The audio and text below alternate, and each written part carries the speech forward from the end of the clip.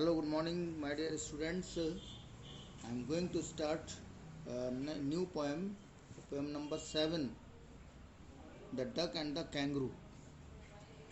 Its central idea or its introduction to the poem is The Duck and the Kangaroo is a beautiful poem written by Edward Lear. It is humorous poem in which poet has tried to describe the friendship of the duck and the kangaroo. There are two creatures. One is a bird, the duck, and second is the animal, the kangaroo. The duck lives in a pond. She feels that her life is boring there, whereas she considers the life of the kangaroo being amazing and full of adventure. Because he can hop, she praises the kangaroo for the way he hops and requests him to take her on a ride on his back. The kangaroo agrees but is doubtful about the duck's wet feet, which can give him a cold. The duck has already found out the solution. For protecting her dear friend, she wears woolen socks and cloak and smokes of a cigar daily. Then both of them go on the voyage around the world. Thus, through this beautiful and humorous poem, the poet has described the true meaning of friendship and the happiness that it gives. So, I am going to start. Said the duck to the kangaroo, "Good gracious, how you hop over the fields and the water too." Here the duck says, the duck exclaimed with surprise that the kangaroo hopped so strongly and easily. यानी कि kangaroo कितना खुशी से, बड़े ही Joy के साथ वो hop करता है, यानी कि उछलता है, कूदता है. यहाँ डक एक्सक्लेम करती है, बड़ा आश्चर्य से ये बात बताती है. कहाँ? हर जगह. He hopped over the fields as well as over the water. वो मैदानों में और वाटर पे, समुद्र पे, सब जगह वो हॉप करता रहता है kangaroo. His hopping never seemed to stop. The duck said that she always lived in a pond and therefore her life was quite boring. Duck कहती है कि डक का काम सिर्फ एक ही जगह रहना है, वो है वाटर में, एक छोटे से पॉन्ड में, तालाब में. और उसकी लाइफ एक छोटे सी जगह पर, यानी उस तालाब में रह के लाइफ बोरिंग हो गई है, मोनोटोनस हो गई है, यानी कि नीरस हो गई है उसका जीवन. She expressed her wish to go out in the world beyond her pond. और उसने अपनी इच्छा व्यक्त की है कि वो तालाब से बाहर किसी और संसार में, जहाँ खुले आसमान में वो जाना चाहती. She wish that she might be able to hop like the kangaroo. और वो खुले संसार में जाकर के वो भी कैंगरू की तरह हॉप करके एंजॉय करना चाहती है अपनी लाइफ को. Second stanza, please give me a ride on your back, said the duck to the kangaroo. I would sit quiet and say nothing but quack the whole of the long day through. Here in these lines, the duck says, in these lines, the duck requested the kangaroo to give her a ride on his back.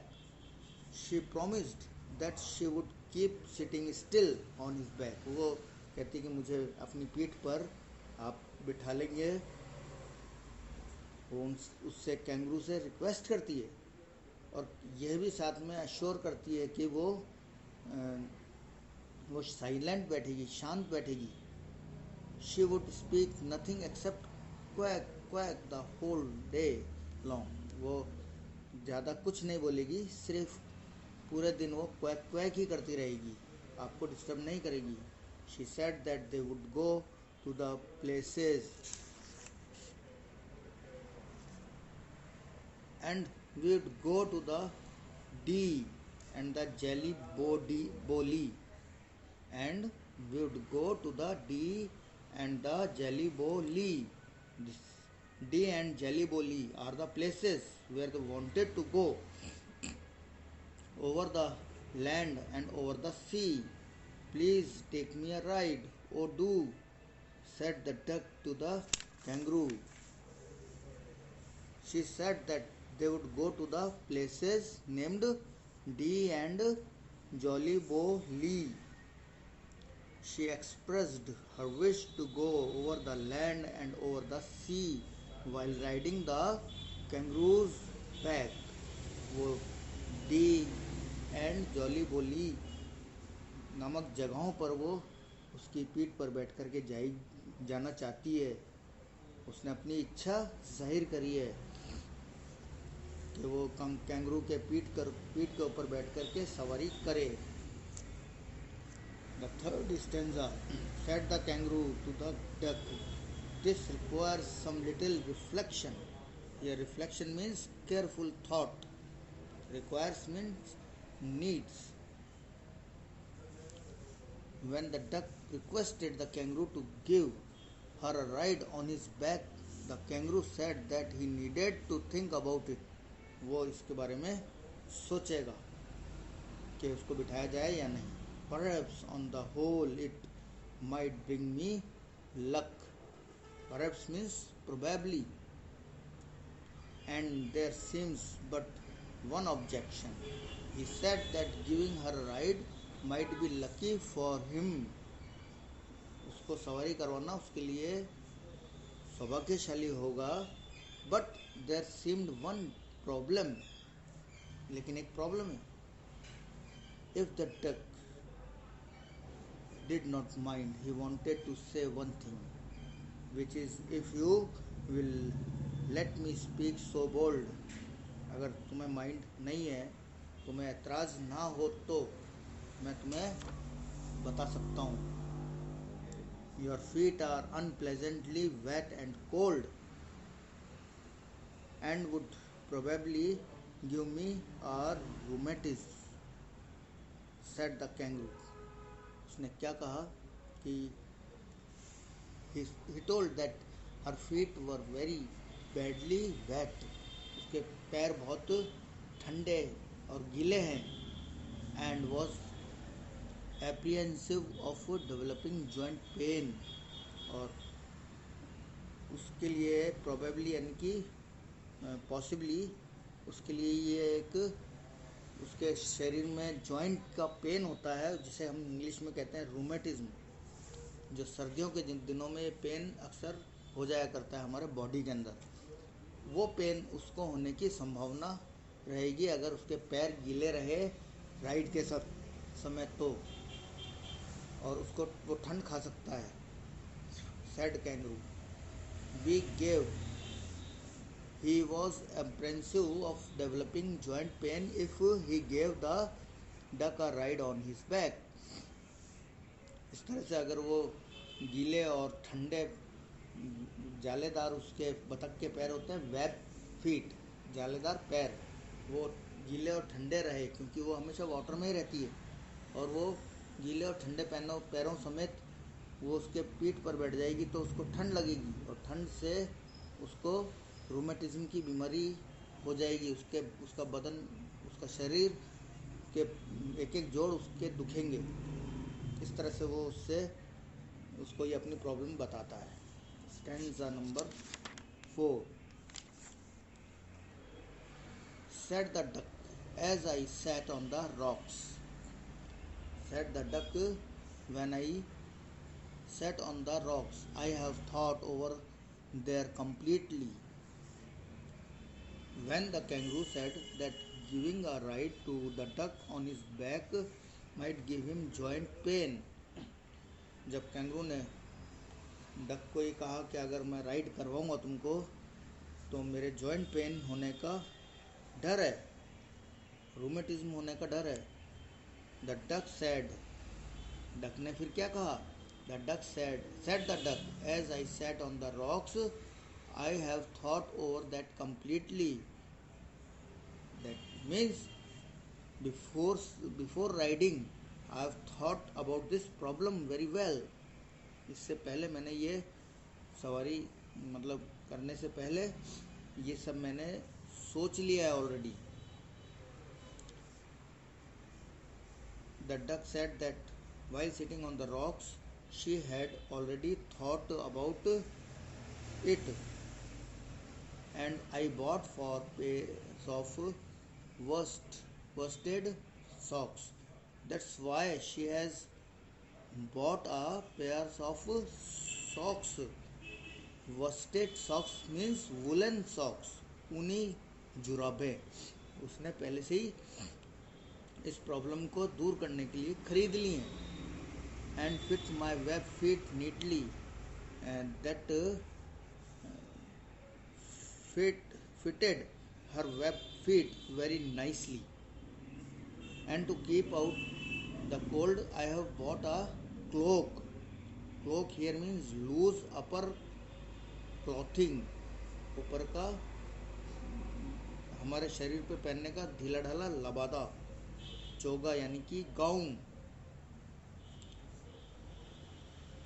I bought a cloak, और इसलिए मैंने gown वगैरह खरीद लिया है और उसको ओढ़ डपट के पहनने के लिए ताकि ठंड ना लगे. And every day a cigar I smoke, और that's why to keep my body warm. Every day I will smoke a cigar. हर दिन मैं एक सिगार पीऊँगी अपने आप को गर्म रखने के लिए. All to follow my own dear true love of a kangaroo. She would do all this to avoid giving any trouble to her dear kangaroo. ये सब कुछ वो अपने प्रिय मित्र कैंगरू के लिए कर रही है ताकि उसकी प्रॉब्लम को अवॉइड किया जा सके.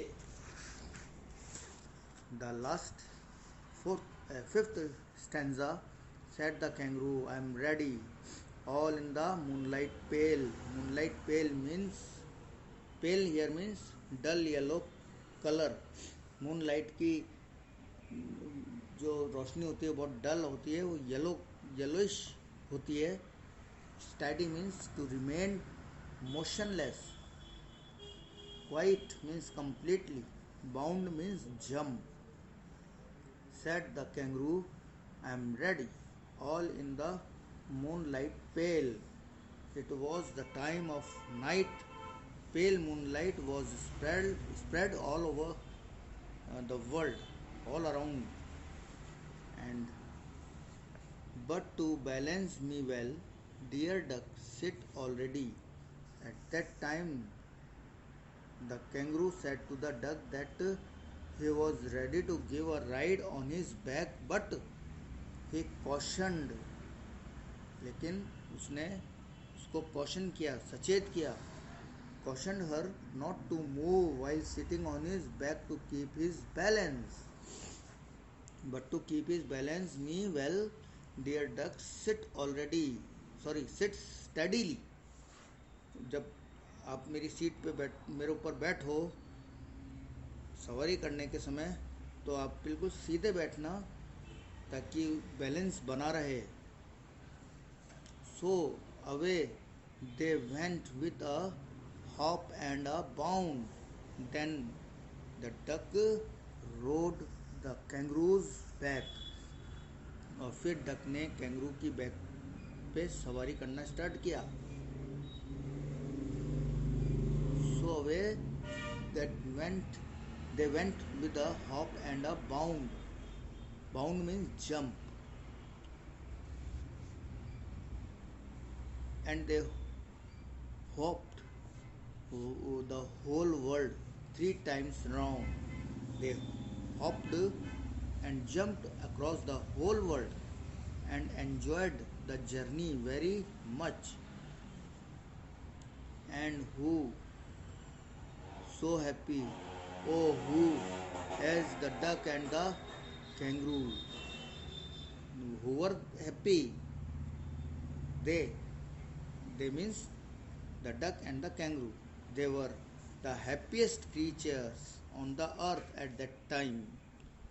This is the time of their pleasure that began by their riding over the world.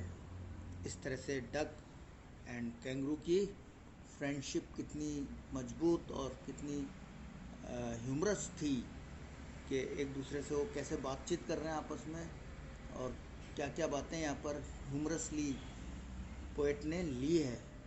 तो you I hope you would have understood this poem. Please student learn its word meaning and learn whole the poem by heart yourself. This is my advice, good advice to you.